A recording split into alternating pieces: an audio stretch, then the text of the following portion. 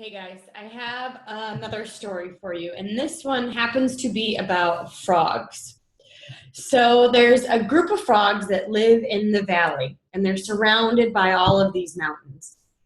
And they're content. They've got their lily pads, they've got their flies, they don't need much else. They're content. They're happy here in this little village. Except for one frog. One frog decided, he thought, what is over that mountain? How come we've never tried to look? And he went around the town and he said, does anybody want to try to climb this mountain with me? Do you want to try to climb this mountain with me? Do you want to try to climb this mountain with me? And some people looked at him like he was crazy, like he had a third eye, right? Some people looked at him like, why would you want to try to climb the mountain? Aren't you happy with where you are? Aren't you content? Some people looked at him and said, frogs weren't made to climb mountains. What are you thinking? Why would you even bother? You're going to fail. But then some people looked at him and said, dude, I'm in. I'm in. And so he gathered the few people that said that they wanted to try it, and they started at the base of the mountain and they started to hop, hop, hop, hop. And all the other, the whole town was watching because they were all very curious. And they started saying things like, what are you doing? Why are you even trying? Your kids are down here. Why are you leaving them?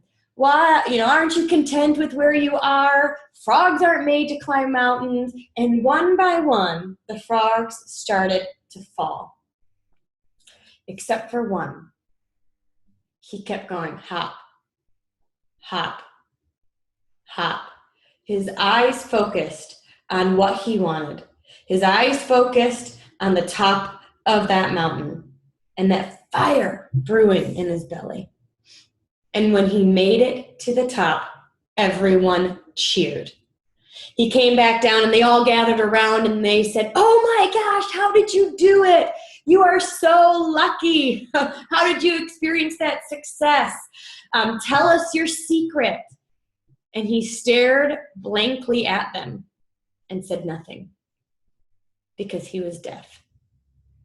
He didn't hear the naysayers at the bottom of the mountain. He didn't hear the negativity. All he could hear was his own inner thoughts and that fire brewing within his heart.